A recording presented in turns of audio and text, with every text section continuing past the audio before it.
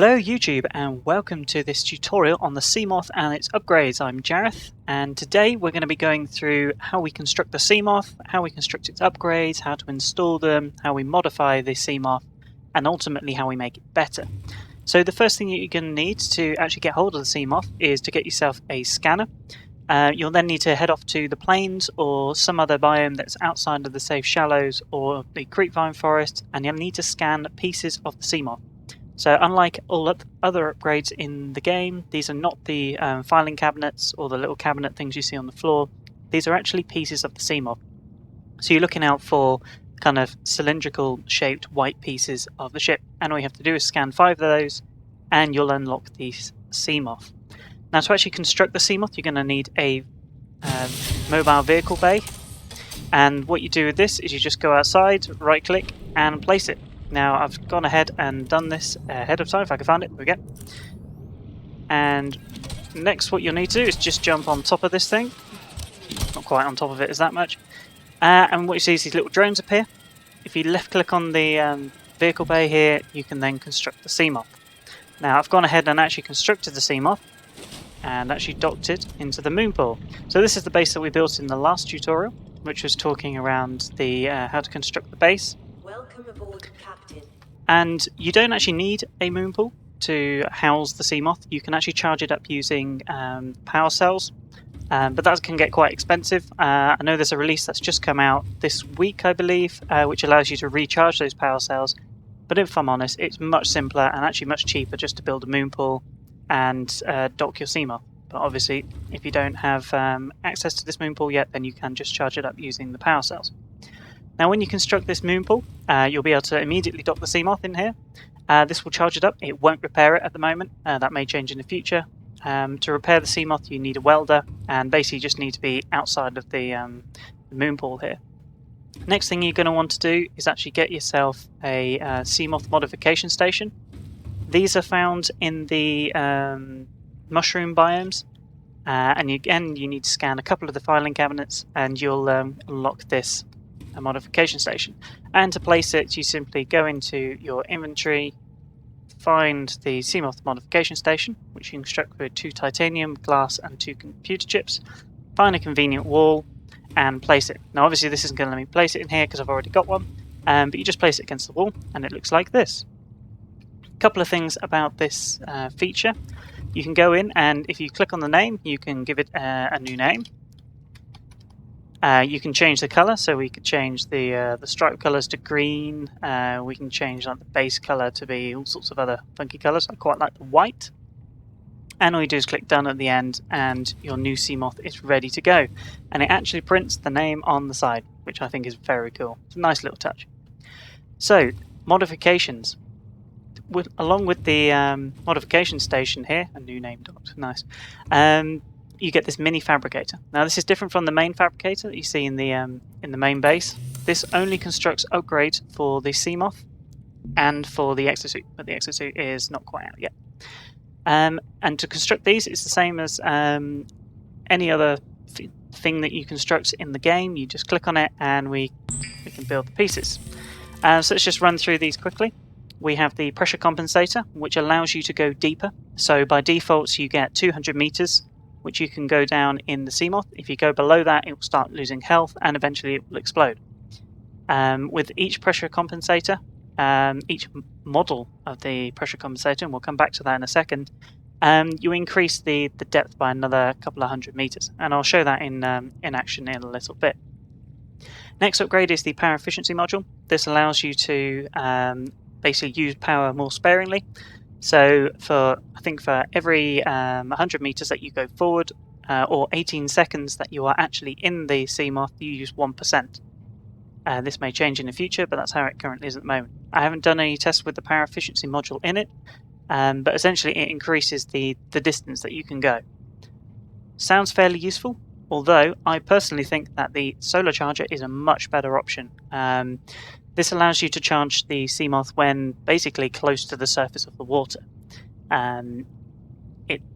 When I've been using it, I found that when I was just driving along the surface, it would actually recharge while I was moving. So I didn't really need power efficiency. If I was running low on power, I could just go up to the surface, drive around for a bit, or just sit there, go make a cup of tea, come back, all charged. Next module is the storage module, which essentially adds a locker onto the back of the Seamoth. You get a 4x4 storage area. It's pretty small, but very useful if you're collecting materials. Next one we got is the perimeter defense system. So this is the first of the defense systems that you get with the Seamoth. It's worth noting that none of the systems on the Seamoth actually cause harm to any of the creatures. They're all used to basically move them away or to temporarily disable them. So this defense system, when used, will create a field around the Seamoth and will basically just push anything away. So if you're trying to collect something on the seabed, there's lots of things attacking you, it's worth just hitting this, jumping out quickly, grabbing what you need and getting back in and legging it. Next one is the torpedo system, which I think is a lot more entertaining. This allows you to fire a vortex torpedo. Again, it's non-lethal, but what it does is causes a small vortex in the water around the area that you fire it, and essentially it will violently push things away, and I'll show that in action later. It's hilarious to watch. Next piece is the sonar, which pretty much does what it says on the tin. When you fire this off, it creates a pulse that emanates from the Seamoth, and you can see the topography of the land all around you. And the last one is the hull reinforcement, which I thoroughly recommend. It essentially negates a lot of damage that you would take from mobs or from just accidentally crashing into things. So, to actually install any of these upgrades, you use this panel on the side here, and you can see it says Access Upgrades. You get 4 upgrade slots within the Seamoth. You can see I've built all of the upgrades here. So I think for the first test, let's go for the perimeter defense system, and you just left click to put these in. We'll show the sonar, and we'll show the pressure compensator. And you can see I've made the Mark II and Mark III. So as I said before, you get 200 meters by default. This ups it to, I believe, 300 meters, sorry. To actually get the other upgrades, you don't use the fabricator here. As you can see, there is no option for the Mark II or Mark III. What you actually need to do to get down even further, I believe the maximum depth you can get is 900 meters, and that's with the Mark III. It is incredibly expensive. But you need this modification station, which again is just something that you can research in the base and put down. And if I go to Seamoth upgrades at the bottom here, we can see the Mark II compensator and the Mark III.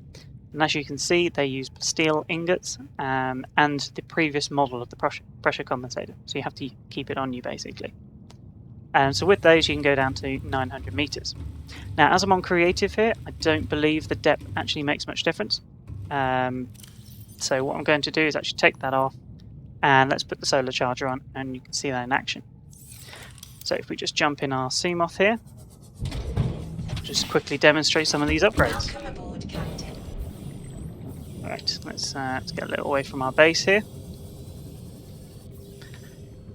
Cool. So the first thing you'll see is along the bottom there, in the bottom 4 slots, which are just down there. I can't actually get into the inventory. You can see each of the upgrades that we put in there. Now to activate each one of them, use the numbers. So number 1 activates our field, and to use it, I believe it's just a left click. And as you can see, that creates a nice little field around our ship here. Let's just fire it off again. Now, as I'm in creative, this isn't using any energy. Actually, in a survival world, it uses an enormous amount of energy, so use it fairly lightly. Second one is torpedoes, and I actually forgot to put any torpedoes in, which is intelligent of me, so I shall grab some torpedoes in a second. But again, it's just left click to use. Oh, and apparently in creative, you don't actually need to have torpedoes on. So you can see it creates this little this vortex here. So if I was to fire this at this mob down here, these mobs, there we go. It basically sucks them in and then fires them off somewhere. I think he's all the way over there. So very, very good if you want to clear an area of mobs before you go scan something, or if there's a wreck or whatnot. Now, due to the way that mobs spawn in this game, they will eventually come back to their usual paths and patterns. Ammo depleted. That's a shame. You only get 2. But yeah, they will eventually come back to where they were before, usually when you've left the area and come back. Next one that we've got here is actually the sonar upgrade. And what again you do is left click, and you can see it emits a pulse, which allows you to see all caves and formations actually around here. So if I was to click over here, for example, you can see that little cave. You can see it actually goes into the cave and shows you some of the structure. So this would be pretty useful if you're looking for big caves, or you just want to see if something's worth exploring. So I can see there's a little kind of area in there. The last one I've got on at the moment is the solar charger. Again, on creative, don't have any power requirements.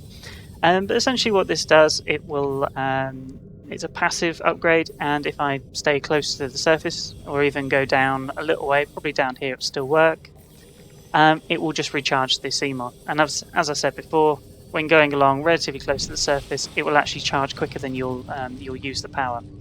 Obviously, this does not work at night. So as if by magic, it's turned nighttime here. You would not see any upgrades, any power coming in. Last couple of things to note about the Seamoth is that actually when you're inside it, it will replenish your oxygen. So imagine a scenario that you're down at, let's say, 300 meters, you jump out to pick up some resources, you swim around, use up your oxygen, and then when you're nearly out, you just jump back in the Seamoth, replenish all your oxygen. It's not as quick as going to the surface, but 5-10 seconds you'll be right back up to 100%. Next thing is the torch. So it does actually have a light on the front. It's right click to activate and deactivate. It does use power. So if you're just swimming around in the daytime here, don't really need it on. But when you get down to deeper waters where the sunlight can't penetrate, then torches come very useful. Last thing to note is actually the torpedo bay and how you access that.